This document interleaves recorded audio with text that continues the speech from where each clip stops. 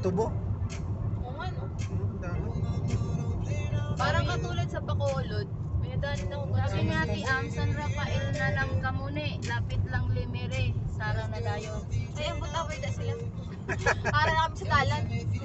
Inabasa ko lang sa inyo, sige lang, continue driving.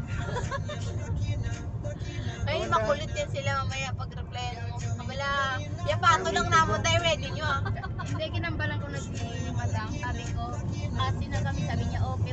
Init na kamo to, ang talaba nila. Very good, very good. Dami tubo dito, no? Tubo, kaliwat kanan. Ay, kapit eh, dito din ang kasi yung tubo. Siguro dyan nagtatago yung mga aswang. Aswang at Paggabi. Ito pala yung sinasabi ni Tita NPA.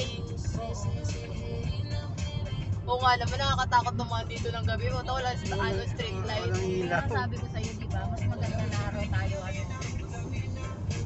Sakto yung gabi, alis tayo, kinabukasan na, no? Drive. Oo.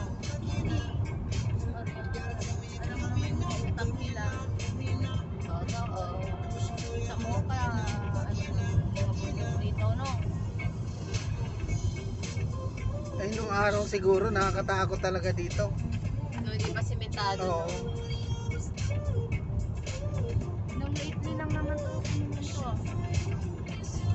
Itong nasa gitna, medyo matagal na to. Kasi Sara to, Pasig City na pala yun, kaya sementado na.